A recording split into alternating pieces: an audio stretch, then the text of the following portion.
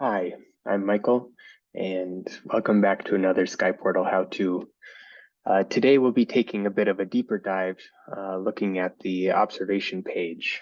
And so the idea here is that you can ingest and interact with telescope cues and analyze the observations that are taken, and often in the context of evaluating the coverage of a particular sky map.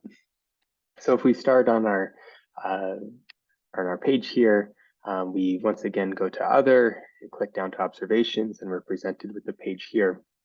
And so there are a handful of ways to ingest telescope observations, and there are two different types. So the first type is what we call executed observations, or observations that have already been taken. The second type is known as queued observations, or observations that are planned but have not yet been taken. And so we'll show a couple of examples for how to ingest observations from your telescope. So if we look at the top right, we have the ability to load observations from a file. And so if we load this file in, we click Submit, and then we get observations appearing in this panel here.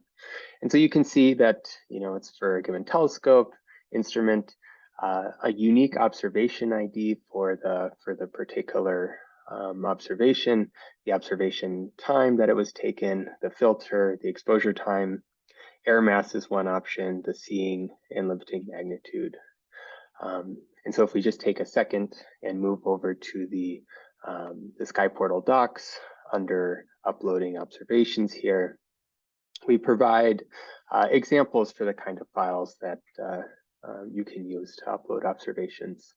In particular, we require some kind of observation ID, some way to tell where the observation was pointed at. So that can take the form of either a field ID, some integer mapping between the field and the right ascension and declination upon instrument creation.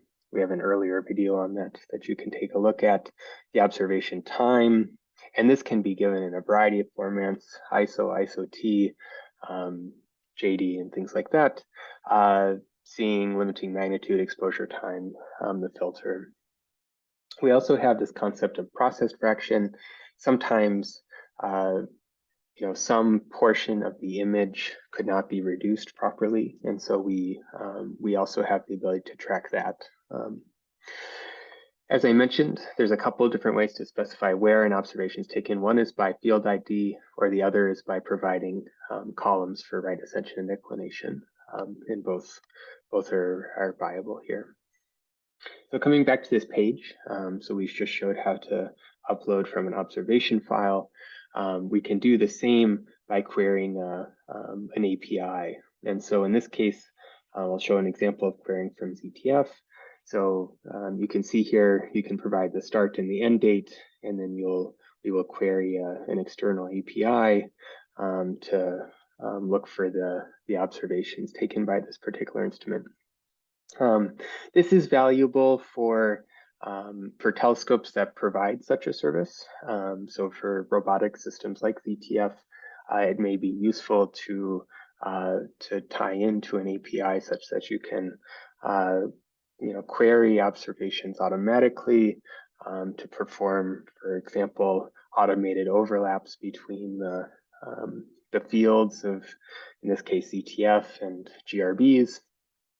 And you can already see here that these recent observations have just been ingested. And so if we look here, we can see that we have observations from 2022.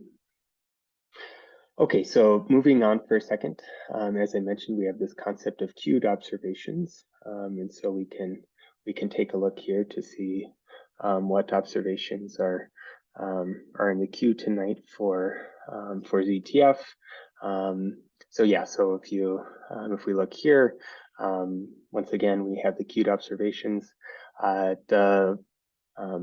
The parameters here are similar, but not exactly the same. So for example, we have a queue name, the planned observation time, the particular filter, exposure time, and then the start and end window for this particular observation.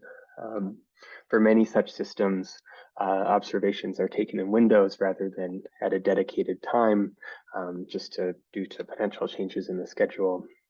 And so this gives you an idea of when a field might be observed. The last thing I'll highlight briefly is the ability to interact with queues. And so again, for robotic systems, it's often that a given survey will have a variety of different programs that it's running during the night. And in particular for ZTF, you can see the variety of available queues that are planned for the next few nights. And in this case here, we have a button to delete the queue.